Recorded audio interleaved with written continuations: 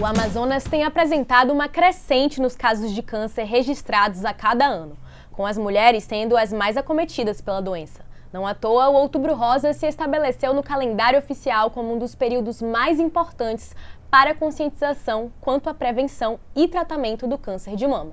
Para falar sobre esse assunto, o TH entrevista o médico mastologista da Fundação SECOM, Sebastião Marden, que atua nas áreas de ginecologia e mastologia do Instituto Referência no Tratamento de Pessoas com Câncer no Amazonas. Seja bem-vindo, doutor Sebastião. Muito importante ter o senhor aqui para falar sobre esse assunto, ainda mais tratando de outubro, né, que é quando acontece a campanha Outubro Rosa. Bom, eu quero agradecer a oportunidade de poder colaborar, né, com um pouco mais sobre essa doença que estigmatiza as pessoas, né, que existem muitos mitos e muitas verdades. A gente vai tentar esclarecer da medida do possível esses detalhes. Certo, doutor. E eu queria começar com uma pergunta que me causou profunda curiosidade. Por exemplo, no Amazonas, os casos, 60% dos casos diagnosticados com câncer são em mulheres. E essa incidência, ela é proveniente do quê? Talvez pela população feminina ser mais atenta a medidas, exames de prevenção? O câncer mais prevalente no sexo feminino é o câncer de mama, né? É o que mais mata no mundo todo. Então, nós temos uma peculiaridade que é o câncer do colo, que é mais comum na região norte, a incidência. Então, por exemplo, Pará e Amazonas são locais onde o câncer de colo de útero eles também sobressai numa proporção bem grande. Isso não reflete a realidade dos outros estados. No Amazonas, a incidência ela vai para 18, 19 pacientes, mulheres, a cada 100 mil. Né? Essa é a incidência que nós temos na Fundação SECOM. Certo.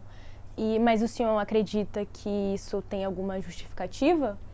As pessoas têm procurado mais se cuidar, né? Não só na questão da alimentação, não só na questão da atividade física, mas na busca com o médico também. As campanhas, elas conscientizam as pessoas, é uma forma de conscientizar sobre a importância de determinada doença, como no mês que vem a gente vai ter também de próstata, então é uma forma de chamar a atenção, né? Mas se aumentou mais o número de mamografias, porque se aumentaram mais o número de mamógrafos, se encontrou mais câncer por esse motivo. Entendo. E o senhor falando sobre a campanha agora, o senhor acredita que essa campanha ela tem um impacto positivo no que se refere a esses diagnósticos, mas vai além também? É importante reforçar anualmente esse combate ao câncer de mama? É importante reforçar anualmente, sim, mas essa é uma pergunta que eu me faço. Não existem estudos, e aí é uma crítica minha, né?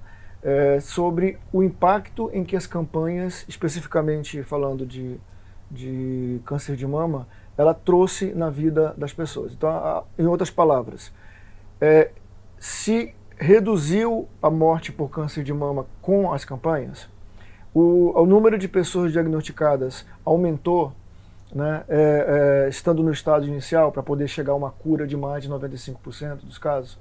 Então é uma pergunta que realmente eu me faço. Então é dúvida, eu não responderia de uma forma objetiva. Certo, e quando o senhor fala em cura, o que é estar curada de câncer de mama? Uma pergunta interessante.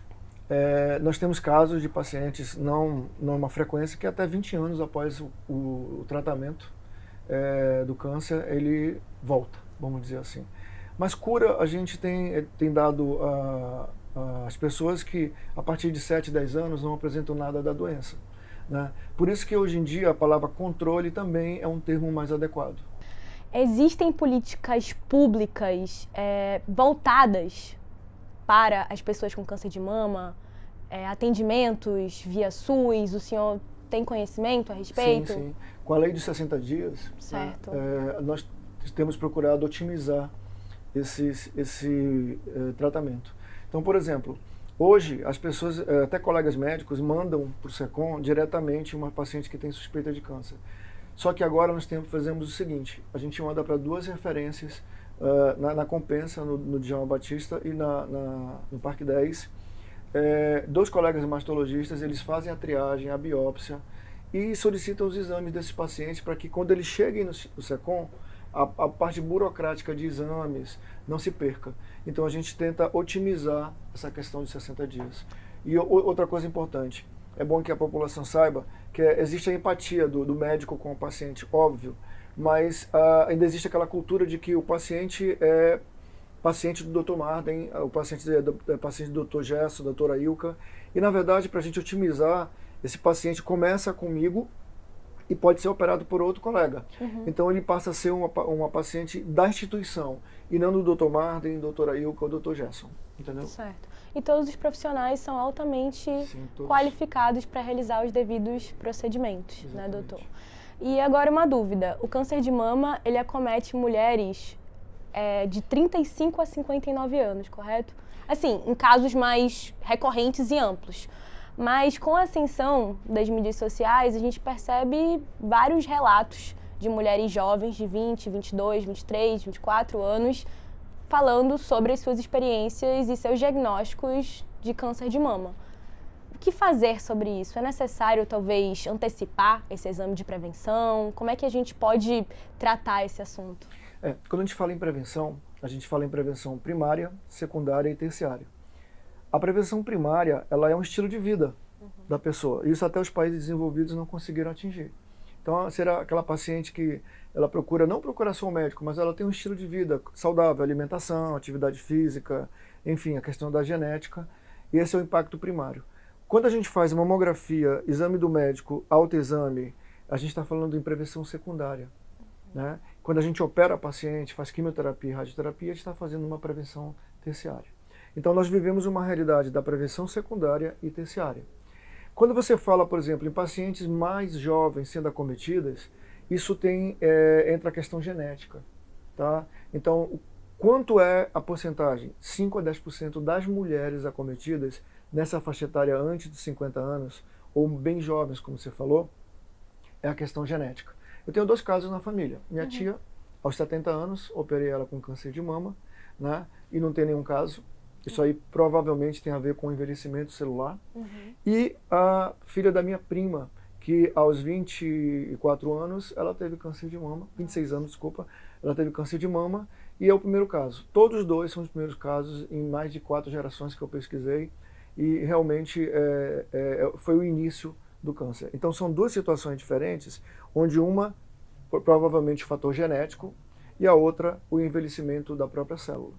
Certo. E essas mulheres que talvez tenham familiares que já tiveram câncer de mama, o senhor recomenda que elas realizem esses exames numa idade mais jovem? A recomendação é do protocolo mesmo, que a gente vê, que é a orientação. Por exemplo, sua mãe teve câncer de mama aos 40 anos, Certo. tá?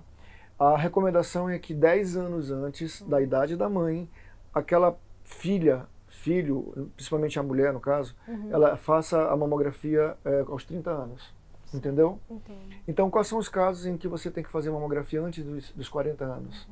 Né? Nódulo suspeito, fator familiar, direto. Não é a minha avó teve câncer de mama, a minha tia teve câncer de mama. A avó é importante para os filhos dela, que pode ser a mãe ou o pai. A minha tia teve, é importante para a irmã dela, que pode ser a mãe ou o pai. Entendeu? Então o fator familiar direto é importante.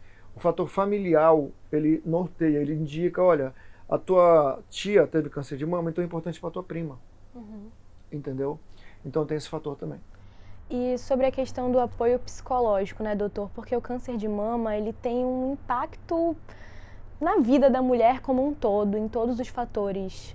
Então, eu queria perguntar para o senhor, existe esse acompanhamento nos hospitais, tanto públicos quanto privados? Qual a importância de se ter ali um psicólogo qualificado, especializado para auxiliar essa mulher? Quando a gente fala em tratamento de câncer, a gente fala em tratamento multidisciplinar. Então, o médico mastologista, ele é das pedras que vai ajudar o paciente. Mas você tem o assistente administrativo, você tem o psicólogo, você tem o anestesista, você tem o cirurgião plástico, você tem o cirurgião mastologista que mexe com oncologia plástica, você tem uma equipe, enfermagem, então uma equipe que trata o paciente, né? O radioterapeuta, o quimioterapeuta, todos eles são a favor do paciente. Então, assim, a importância específica do caso da psicologia é fundamental, porque o paciente, a primeira coisa que ele tem no diagnóstico é a negação. Sim. Ele nega. E tem várias formas de reagir. Então, o psicólogo tem técnicas para poder acolher esse paciente e poder dar a melhor forma para que ele possa se armar de situações que ele possa enfrentar aquela realidade. E também trabalhar a família. Aí vai uma crítica minha, né? Tem serviços no Brasil que a gente conhece que existe só o psicólogo, mas não tem o psiquiatra. O psiquiatra é fundamental para que exista no hospital de câncer, tá? E isso ele ajuda também, porque tem paciente que às vezes ele precisa tomar medicamento. Medicação, isso que eu ia perguntar. E só o médico realmente pode, neste caso, até o momento, prescrever. Nossa, doutor, o senhor já teve algum caso em que o paciente precisou recorrer a medicamentos? Sim, porque a gente percebe, né, que só o tratamento psicológico não estava resolvendo, então a gente caminha para o psiquiatra, né? Existem casos. E como é que funciona isso, doutor? O senhor falou sobre o Amazonas, sobre o Pará. Como é que funciona o tratamento, tanto de prevenção, enfim, diagnóstico, no interior do estado, do Amazonas? Porque a SECOM, ela chega lá, né? Na verdade, tomo até a liberdade de falar isso, eu trabalho em Parintins há mais de 20 anos. Sim. E eu sou o único que trabalha no interior que eu conheça com mastologia. Né? Tem um trabalho bem eficaz mesmo no SECOM, em Parintins, e eu desconheço os outros lugares. Mas isso é um desafio para a gente. Quando eu jogo o desafio para a gente, é para a Fundação SECOM e para os colegas mastologistas também. Porque às vezes o deslocamento daquela paciente é muito ruim.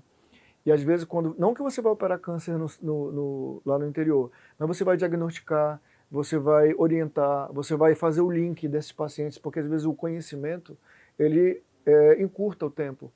Então, é o que a gente tem feito. A gente tem orientado o paciente de uma forma mais direcionada. Embora, com o sistema de regulação que tem hoje, tenha minimizado isso. O que é esse sistema de regulação? O sistema de regulação é um sistema onde, por exemplo, eu não mando mais diretamente o paciente para marcar consulta no SECOM, diretamente. Ele vai no sistema de regulação que estão nas policlínicas, nos postos, e aí ele vai, a partir do CID que o outro médico encaminhou, ele vai agendar a consulta lá no SECOM, por exemplo. Certo. Então fica uma coisa mais ordenada. E quando o senhor fala sobre deslocamento desse paciente, esses pacientes, na hora de realizarem as cirurgias, os procedimentos cirúrgicos, eles são realocados para Manaus? Sim, aí depende, o transporte é feito pelo município local, seja fluvial, seja aéreo, aí depende da necessidade, né? Tem casa de apoio, né? E tem locais que são representações dos municípios. Eles que viabilizam essa questão de levar o paciente, trazer, enfim. Certo. E com o desenvolvimento das pesquisas, a gente vê que a ciência avança cada vez mais, a cada dia. Eu queria perguntar do senhor se o senhor, como um pesquisador, um especialista, enxergou um avanço nesses processos, tanto de diagnóstico quanto também tecnológicos, para que amparem essas mulheres que lutam, né, contra o câncer. Na verdade, os trabalhos eles mostram o avanço dentro da parte molecular. Né? E isso, existem trabalhos onde você envolve os grandes centros. Nós temos pelo menos 4 trabalhos em andamento para tentar diagnosticar situações onde o tumor, a gente vai saber se ele tem um prognóstico bom ou não. Nós já temos hoje subtipos, né, dentro da imunohistoquímica, por exemplo, que é um tipo de recurso de exame, que você pode dizer, olha, o paciente primeiro vai fazer uma quimioterapia, ela vai se beneficiar melhor com a quimioterapia antes. Tá? Não, ela vai se beneficiar melhor com a cirurgia. Então hoje você já tem essa facilidade. Dentro dos tratamentos você tem os imunoterápicos, que você estimula a célula do corpo para destruir a célula cancerígena, e alguns quimioterápicos específicos que agem em determinado local do tumor. Doutor, e uma curiosidade, a gente falou anteriormente sobre políticas públicas. Se uma mulher é diagnosticada com câncer de mama e ela não tem como arcar um tratamento via hospitais privados, o senhor comentou sobre essas grandes equipes, né, que são necessárias, é um tratamento, querendo ou não, caro. O que fazer? Como o senhor enxerga esse panorama? Na verdade, isso depende do que o hospital possui ou não. Por exemplo, tem hospitais no Brasil que determinadas drogas não chegam por uma questão de administração, por uma questão política, né, local, enfim. Isso foge um pouco do meu conhecimento, que eu não sou administrador. Mas a gente, por exemplo, está faltando medicamento tal. Né? Mas é feito um trabalho em cima disso para que o mais rápido possível o paciente não seja prejudicado.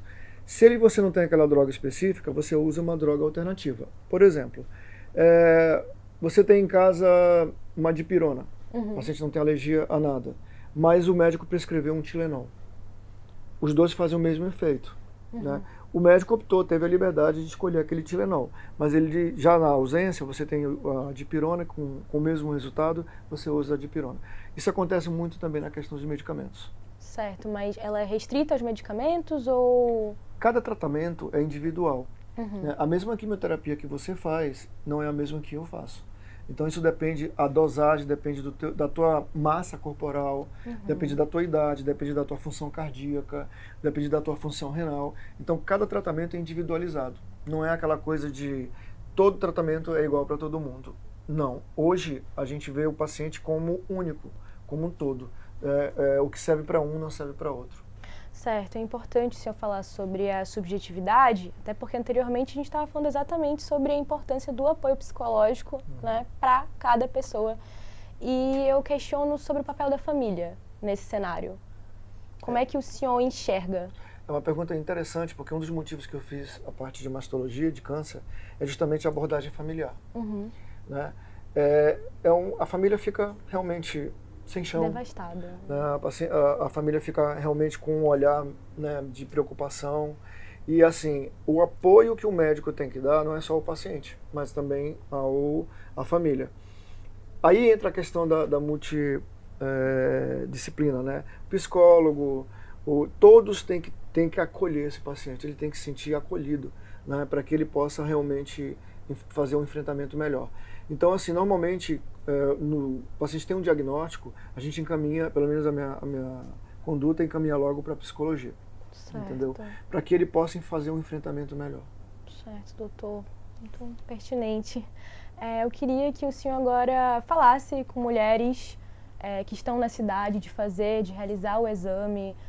Aconselhe elas, por favor, fale um pouco sobre a importância da prevenção, dê um recado ali para a câmera, para as pessoas. Lembrar que não só a mulher tem câncer de mama, né? O homem também. Com certeza. Para cada 100 mulheres que têm câncer de mama, um homem é acometido, tá? Então, assim, mas não tem campanha para um homem, né? Mas justamente por causa disso, a incidência é muito baixa. Sim. O maior período que tem de incidência do câncer de mama é dos 55 aos 65 anos. E o principal fator que você tem como agravante do câncer de mama é o fato de ser mulher, claro, mas a obesidade. Então, assim, a obesidade é o fator principal, muito, muito, muito mais do que a terapia hormonal, como a maioria de alguns colegas médicos, como a maioria de muitos pacientes pensam. Vou fazer terapia hormonal, isso vai causar câncer. Se você fizer a terapia hormonal de maneira fisiológica, adequada, na quantidade certa, ele não constitui um risco. Mas a obesidade, que é mais de 60% da população mundial, né? E você sabe que quando as pacientes são acometidas perto da menopausa, a mulher ganha aquela conformação que era de pera, passa a ser de maçã. Ela tem um comportamento mais andrógeno, mais de homem. Sim. Então aquela gordura que tem no abdômen, ela é um risco muito maior para câncer de mama. Né? Se essa for uma paciente que ingere muito álcool, não faz atividade física, alimentos inflamatórios, tudo isso vai contribuir. Então o que a gente faz? Pacientes têm que se autoexaminar, né? No caso das mulheres que menstruam ainda, 7 a 10 dias depois da menstruação, fazer o autoexame. Qualquer anormalidade, procurar seu ginecologista, seu mastologista.